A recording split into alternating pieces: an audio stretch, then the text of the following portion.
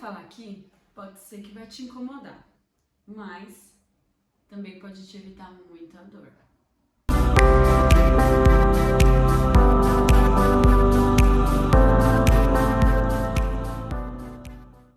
Eu preciso te falar uma coisa que pode te evitar muita dor. Eu não tô falando isso de uma forma leve, não. Agora o papo é sério. Se envolver com alguém que não profere a mesma fé que você pode te afastar completamente do propósito que Deus tem na sua vida. E eu não tô falando isso da boca pra fora. Eu tô falando sério, como alguém que já teve experiência no assunto.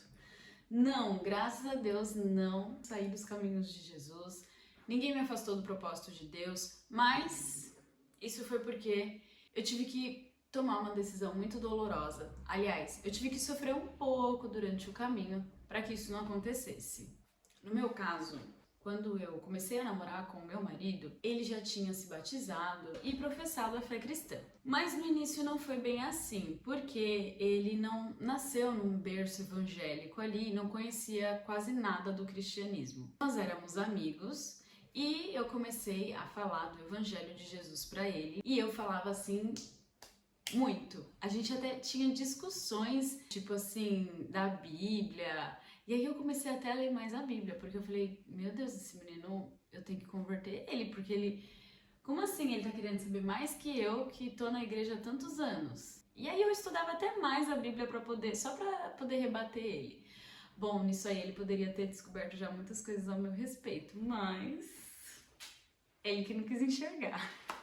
Voltando pro papo sério, eu lembro que nesse tempo eu sofri muito. Eu sofri muito com o sentimento que eu tava começando a desenvolver por ele dentro dessa amizade, porque eu tava começando a gostar dele e já tava percebendo que ele estava gostando de mim. Mas ele ainda não era da igreja, ele ainda não professava a fé cristã, não seguia propósitos e princípios cristãos, e eu já sabia que isso ia ser um problema. Eu pensei, eu não vou me envolver com uma pessoa desse jeito, é impossível, não tem como, não vai dar certo isso. E eu dava vários foras assim nele, eu era até um pouco grossa, um pouco ríspida. Ele começou a se aproximar cada vez mais e eu nem dava muita bola. E até algumas amigas me falavam, ai, por que você é assim com ele? Por que você trata assim com ele? Gente, na verdade era que eu, dentro de mim, estava lutando contra aquele sentimento, sabe? Eu ia dormir pensando nele e dizendo, Senhor, por favor, tira esse sentimento de dentro de mim.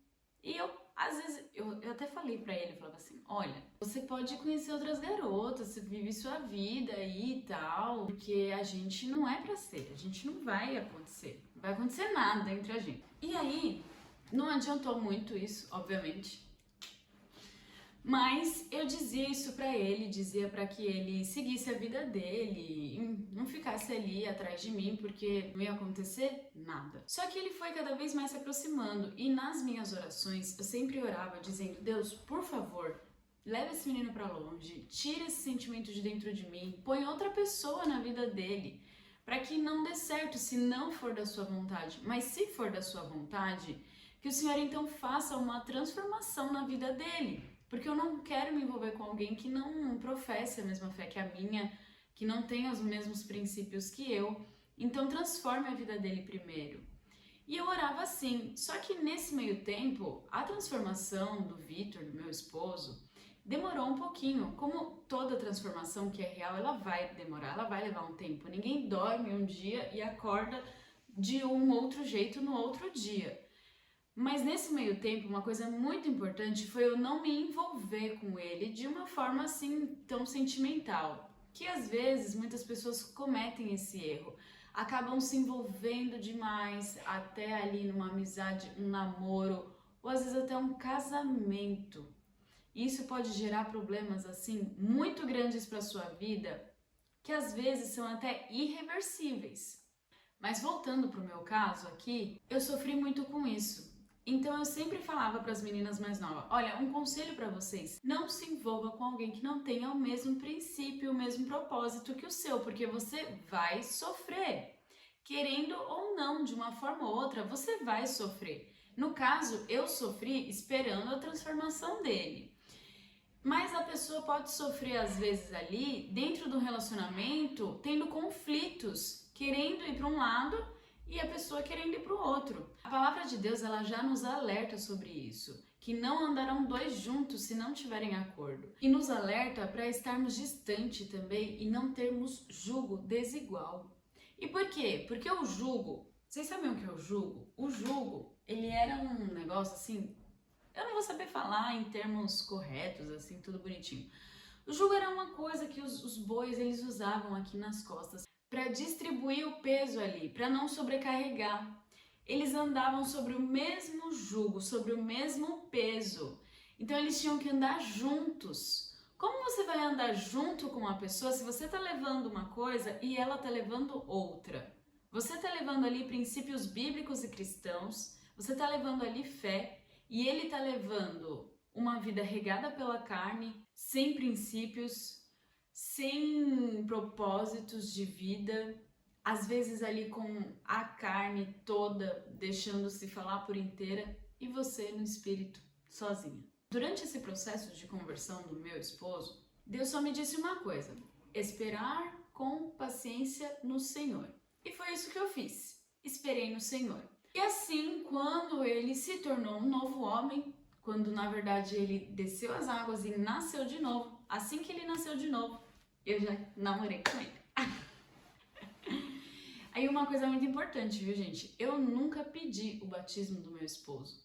Porque às vezes tem mulheres que elas querem forçar uma mudança, elas querem pedir uma mudança. Mas saiba que isso vier de você, isso nunca vai ser verdadeiro. A pessoa pode fazer, pode mudar, pode fazer o que for ali para querer te agradar no momento, mas quando isso acontece, a pessoa não consegue simplesmente sustentar isso por um longo tempo. Mais cedo ou mais tarde, a conta chega. E o jugo desigual, ele não é só quando uma pessoa acredita e a outra não. Ele é quando as duas pessoas não participam ali dos mesmos princípios. Como eu falei, é quando um quer buscar a Deus e o outro não. Quando um quer construir uma vida alicerçada em Deus e o outro acha isso um exagero ou uma bobagem. E uma coisa aqui que eu vou te falar é que o jugo desigual, ele não está só, como eu disse, em crer ou não crer. Não é só uma religião e outra religião. Às vezes, dentro da mesma religião e da mesma congregação, você pode ter uma pessoa com um jugo desigual ao seu. Não é porque a pessoa frequenta um templo, uma igreja ou é adepta a uma religião que ela vai ter os mesmos princípios que o seu. Então, quando eu te falo isso, você avalia por completo a vida da pessoa, avalia os propósitos e os princípios a fundo dela, se realmente eles se valem com os seus. Isso é para construir família, para ter filhos, para trabalho, para sonhos, planos. Porque o jugo desigual, ele pode andar em tudo isso. Ele não necessariamente vai ser de uma pessoa que não está na mesma religião que a sua.